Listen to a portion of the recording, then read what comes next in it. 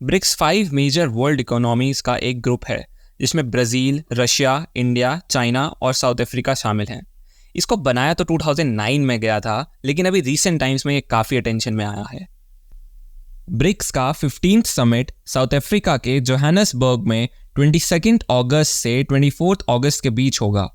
इसमें south African president Cyril Ramaphosa, Indian prime minister Shri Narendra Modi, Chinese president Xi Jinping और Brazil president Louis लूला दा सिल्वा part लेंगे। Russian president Vladimir Putin इसको in person join नहीं करेंगे क्योंकि इंटरनेशनल क्रिमिनल कोर्ट ने उन पर अरेस्ट वारंट जारी कर रखा है। वो वर्चुअली इस समिट को अटेंड करेंगे। इस समिट में अफ्रीका एंड एशिया से 60 से भी ज़्यादा नेशंस को इनवाइट किया गया है।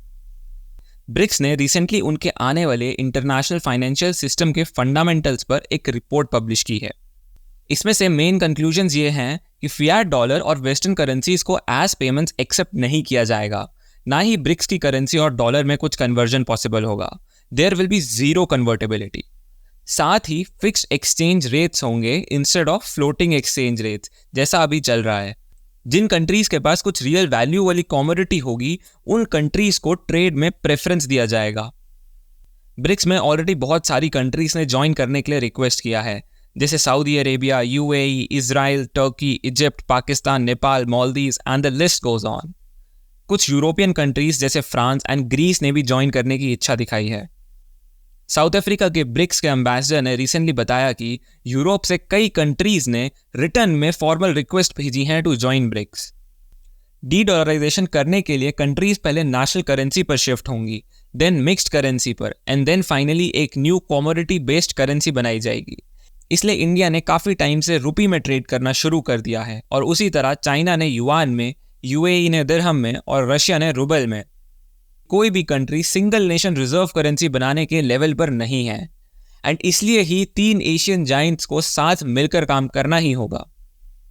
रिसेंट टाइम्स में ऐसे कुछ स्टेटमेंट्स आए हैं जो ये बताते हैं कि इंडिया एंड चाइना कई बातों पर अलाइंड हैं। इंडिया की न्यू पार्लियामेंट बिल्डिंग के इनॉग्रेशन पर चाइना ने विश करते हुए बोला कि world can accommodate the rise of both nations together. साथ ही ये भी बोला कि we morally and emotionally support India's decolonisation. India के external affair minister S Jaishankar ने एक स्टेटमेंट दी कि multipolar world is feasible only by a multipolar Asia. 2018 के बाद से सारे एंटी यूएसडी कंट्रीज जैसे कि इंडिया, रशिया, चाइना, ब्राज़ील के रिजर्व बैंक्स ने काफ़ी ज़्यादा गोल्ड कलेक्ट करना शुरू कर दिया था। चाइना के गोल्ड के रिजर्व्स 2017 के 1850 टन से बढ़कर 2150 टन के करीब पहुंच गए हैं। इंडिया के गोल्ड के रिजर्व्स 2018 में 550 टन से 800 टन तक पहुंच गए हैं।